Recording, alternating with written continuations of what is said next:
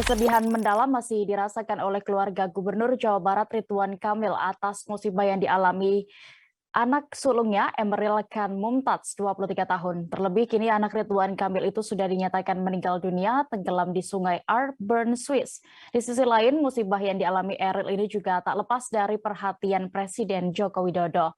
Hingga lebih sepekan pencarian sejak dinyatakan hilang pada Kamis 26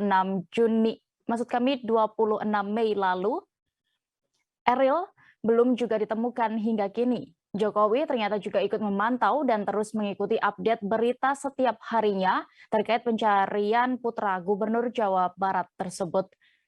Jokowi mengaku telah menelepon Ridwan Kamil dan menyampaikan belasungkawa atas musibah yang terjadi. Presiden juga mengatakan telah memerintahkan Kementerian Luar Negeri melalui Kedutaan Besar Indonesia yang berada di Swiss untuk membantu pencarian Eril.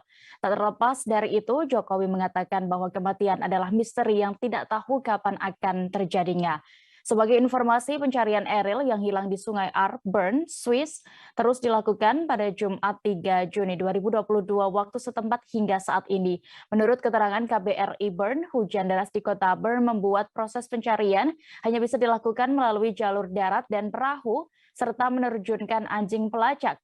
Sementara itu, Ridwan Kamil bersama dengan anak perempuan dan juga istrinya sudah berada di Bandung, Indonesia sejak Jumat 3 Juni 2022. Mereka kembali ke Indonesia seusai sholat gaib untuk mendoakan Eril di tepi Sungai Dan pada Sabtu 4 Juni 2022 kemarin, keluarga Ridwan Kamil menggelar pengajian untuk Eril di Gedung Pakuan yang menjadi rumah dinas Gubernur Jawa Barat.